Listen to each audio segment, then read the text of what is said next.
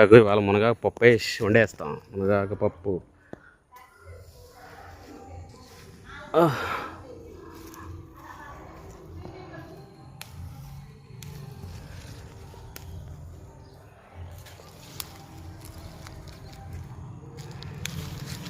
కృష్ణదా మునగాకు పంపు వండుదాం. ఎక్సలెంట్గా ఉంటుంది. ఇది కట్సబాల్ మందేనది.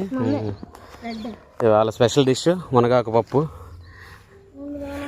Very energetic, very hygienic. చాలా శుభ్రంగా వాష్ చేసుకోవాలి, ఎందుకంటే చెట్టు మీద ఫ్రెష్ ఆకే అయినా సరే బాగా వాష్ చేసుకోవాలి దీన్ని వాటర్లోని.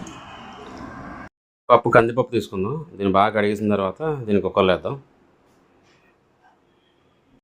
ఒక కప్పుతో వేసాం కాబట్టి దగ్గర 4 కప్పులు వాటర్ వేద్దాం. అందులో కడిగి పెట్టుకున్న మునగాకు కూడా వేసేద్దాం. ఇందులో తరిగిన ఉల్లిపాయ చాలు, ఒక టమాటా,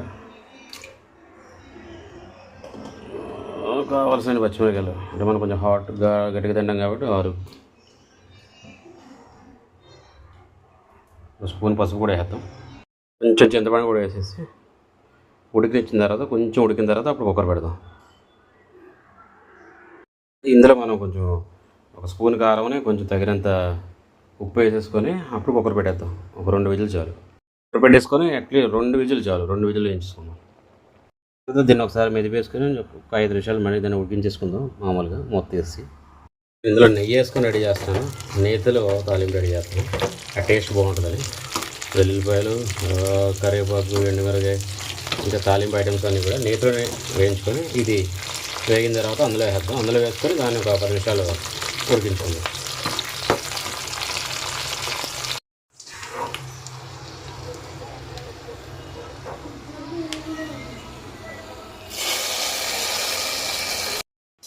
ఒక 5 నిమిషాలు దీన్ని మరగబెట్టేసుకుందాం. తాలింపులు వేసుకున్న తర్వాత స్మెల్ ఎక్స్ట్రాంట్గా వచ్చేస్తుంది. మామూలు స్మెల్ లేదు కదా. ఆ నెయ్యితో తాలింపులు వేయడం వల్ల ఇంకా మంచి స్మెల్ వస్తుంది. ఒక 5 నిమిషాలు ఉడికించుకున్న తర్వాత దీన్ని క్లోజ్ చేసేద్దాం.